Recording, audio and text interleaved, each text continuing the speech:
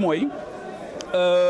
l'administration de l'Assemblée nationale aussi dañ ko war a pointer du doigt parce que elle aurait dû être beaucoup plus prévenante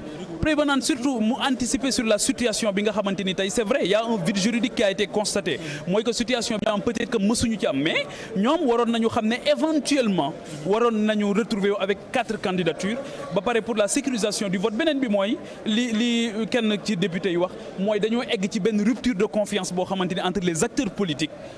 doy na waar et cette rupture de confiance cette culture du suspicion egg na niveau boo xamante ni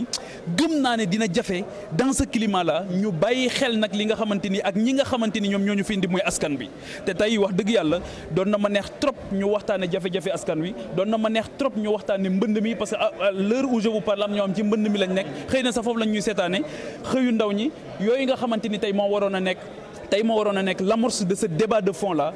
au lieu aujourd'hui d'avoir un débat sur les places sur des stratégies pour conquérir telle place ou telle place effectivement les places yi fokk nit ñi jël ko effectivement il faut que mu am ñu diriger mais loolu waroon nañ ko mën a def avec beaucoup de sérénité avec beaucoup de lucidité avec beaucoup d'élégance mais malheureusement li ñu gis mooy c'est un débat de gladiateurs boo xamante ni tey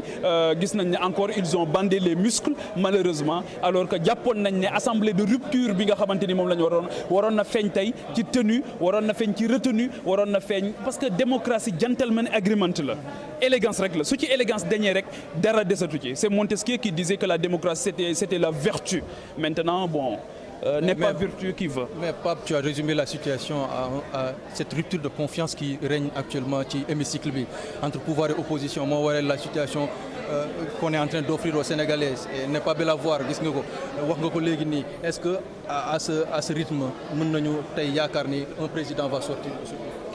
xam nga il faut nécessairement ñu transcender li jafe li may naqarluwaat mooy sénégalais yi dañ ñoo yónni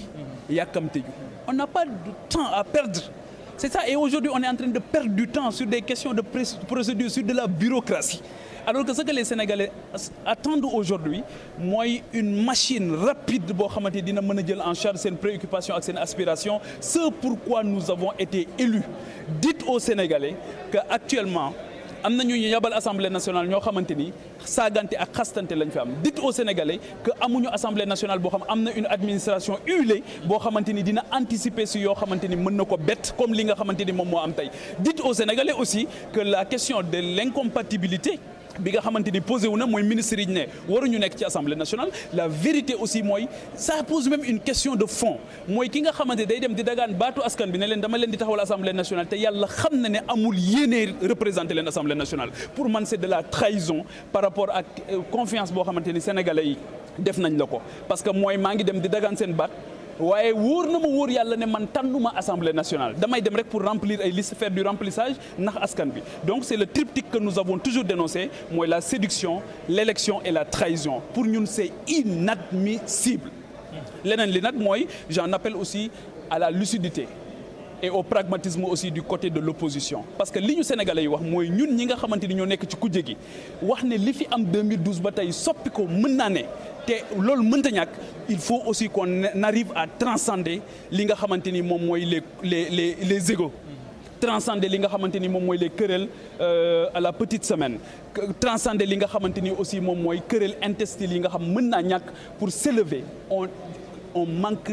de tey da ngay gis ne jafe-jafe am na pour ñu s'élever wu on est incapable de s'élever au-delà bien entendu de li nga xamante ni wax dëgg yàlla ay xale yu ndaw sax ci jardin d'enfants war nañ ko rus tey saagante bi xastante bi ak boddigonte bi moi en tout cas je suis désolé mais c'est des raisons pour dire davantage aux jeunes que on ne doit pas perdre espoir que les jeunes que nous sommes aujourd'hui qui ne sont pas suffisamment représentés dans cette assemblée nationale ces jeunes-là ont encore 1001 raisons de reprendre leur pays de reprendre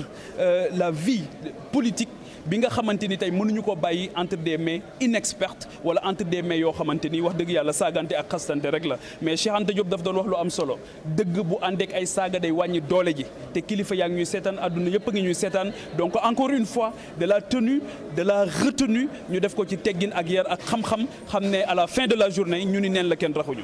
merci. Pape jërëjëf. merci beaucoup merci dégg nga ko Abdoulaye.